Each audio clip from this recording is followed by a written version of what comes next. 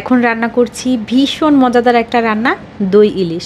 দই ইলিশের একটুখানি ঝোল দিয়েই গরম গরম ভাত একদম তৃপ্তি করে পেট ভরে খাওয়া যায়। ইলিশের রান্নাগুলো আমি সবসময় একদম কম উপকরণে আর খুব সহজভাবে রান্না করি। আর এই রান্নাটাও করা অনেক সহজ, কিন্তু খেতে খুবই টেস্টি। আশা করছি রেসিপিটা আপনাদের কাছেও ভালো লাগবে। ভিডিও ভালো লাগলে একটা শেয়ার দিয়ে দিন।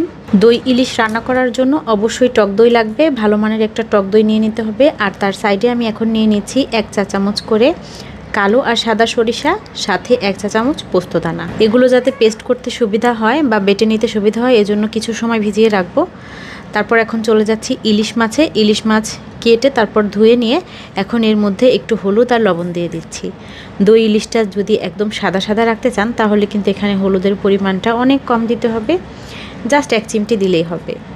তারপর আমি স্বাদ মতো লবণ আর হলুদ দিয়ে মেখে মাছটাকে রেখে দিলাম, মাছের মধ্যেও যাতে করে এখন একটু লবণটা ঢুকে যায়। আর এদিকে সরিষা আর পোস্তদানা আমার ভিজে গিয়েছে। তারপর এগুলোকে ভালো করে ধুয়ে কয়েকটা কাঁচামরিচ আর একটু লবণ দিয়ে ব্লেন্ড করে নিব। চাইলে অবশ্য পাটায়ও বেটে নেওয়া যাবে। এখন আমি এগুলোকে খুব মিহি করে পেস্ট তৈরি করে নিয়েছি, যতটা সম্ভব আর কি। তারপর যে পাত্রের মধ্যে আমি দই ইলিশটা রান্না করব সেই পাত্রের মধ্যে এই মিশ্রণটাকে ঢেলে নিলাম। এই দই ইলিশটা চাইলে টিফিন ক্যারিয়ার বক্সের মধ্যে ভাপে রান্না করা যায়, কিন্তু ভাপে ইলিশ মাছ রান্না করার পরে আমি আবার সেই ইলিশ মাছ চুলায় একটু জাল করে তারপর খাই।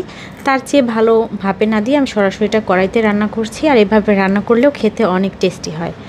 তো এখন টক দইয়ের সাথে যে সরিষা পোস্ত মিশ্রণটা ছিল সেটা ভালো করে মিক্স করে দিলাম, আর সাথে একটু পানিও দিয়ে দিলাম।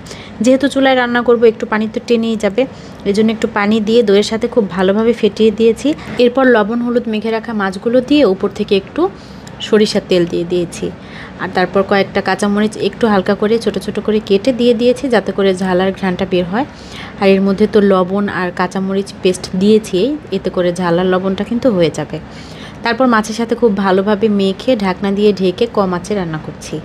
এটা 15 মিনিটের মতো রান্না করলেই ইলিশ মাছ সেদ্ধ হয়ে যায়। ইলিশ আর চিংড়ি কিন্তু খুব দ্রুত সেদ্ধ হয়, এটা অনেক বেশি সময় ধরে রান্না করার প্রয়োজন হয় না।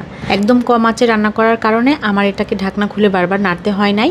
হাঁড়িটা একটু একবার দুলিয়ে দিয়েছি, আর তারপরে ঢাকনা খুলে এখন এটাকে আমি সার্ভ করে নিব যখন মাছটা খুব ভালোভাবে আমার কুক হয়ে গিয়েছে।